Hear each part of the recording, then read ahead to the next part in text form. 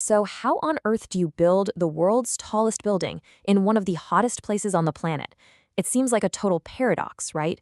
But the answer isn't some super advanced futuristic tech. It's a secret that was hiding in plain sight: ice and the cover of darkness. I mean, it sounds crazy, doesn't it? Almost too simple for a building that looks like it's from the future. But this one brilliant low-tech trick was the absolute key to conquering the sky and creating the icon we all know today. Look, the dream for the Burj Khalifa was pretty straightforward. Be the tallest thing humans have ever built. Period. But the reality of its location, Dubai, presented this colossal, almost insurmountable challenge. And that kind of extreme heat isn't just uncomfortable for the construction crew. For the very skeleton of the skyscraper, the concrete, it's a stone-cold killer. This temperature alone threatened to stop the entire project before it even got off the ground. So here's the bottom line. Heat and concrete are basically enemies, especially when you're trying to pump that concrete over half a kilometer straight up into the air. It's like the laws of chemistry were actively fighting against the engineers. It all comes down to a process called hydration. It's kind of like baking a cake. If you crank the oven way too high, the outside gets burnt to a crisp before the inside is even ready. Well, same deal with concrete. When it hardens or cures too fast, it becomes weak, brittle, and full of cracks. And in a super tall skyscraper, that's not just a problem, that's a recipe for catastrophic failure. And this right here shows you the absolute nightmare scenario they were facing.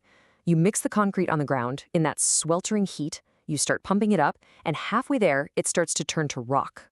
Inside the pipes, it's like a fatal clog in an artery. The project was, for all intents and purposes, physically impossible. So to have even a sliver of a chance, the engineers had to go back to the drawing board. They couldn't just use any old concrete. No, they had to invent a whole new kind of it, something totally custom-made to survive the desert. They came up with this secret recipe, a high-performance mix using what's known as C50 and C80 grade concrete. Now, what does that mean? Well, think of it as the difference between a regular family car and a Formula One race car. This stuff was designed for insane strength and to flow almost like water. But here's the catch. Even this super concrete couldn't just ignore the laws of chemistry.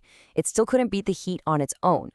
So, you've got this incredible concrete, but it's still losing the battle against the heat. What do? Well, the solution was brilliantly simple. Almost ancient, really. You fight fire with ice. Think about that for a second. How do you actually do that? You can't just hose down the pipes from the outside. You have to lower the temperature of this massive river of concrete from the inside out. And you have to do it before it even starts its long journey up the tower. And the answer is just so elegant in its simplicity. You mix it with ice. Seriously. The team mixed the concrete not with regular water, but with chilled water and literally tons of ice flakes. They basically turned the entire batch into a giant concrete slushy. This brought the temperature way down to below 5 degrees Celsius, hitting the brakes on that chemical reaction that was causing all the trouble. Okay, but even a concrete slushy isn't going to stay cold forever, right? The second you mix it, a countdown clock starts ticking. So to give themselves the best possible shot, the team realized they couldn't fight nature. They had to work with it. And this is how they did it. All 330,000 cubic meters of concrete were poured strictly at night. They used the cooler desert air as their ally, letting the mixture set slowly, evenly, and perfectly, far away from the brutal heat of the sun. Now, this whole system, the ice, the night schedule, it didn't just make the impossible possible. It made the project incredibly efficient. This concrete on ice method allowed the team to maintain an absolutely breakneck pace, completing one brand new floor every single week. Just think about that for a second. That pace is just staggering for a project of this scale. But you have to understand, this whole ice thing wasn't just some clever trick to get the job done faster. It was absolutely fundamental to the tower's entire structural integrity, to its very existence. Being able to pour perfect concrete at any height was essential for creating the hexagonal reinforced concrete core. You can almost picture it, this massive spine running right up the middle of the tower. And that core, that is the true hero of this structure.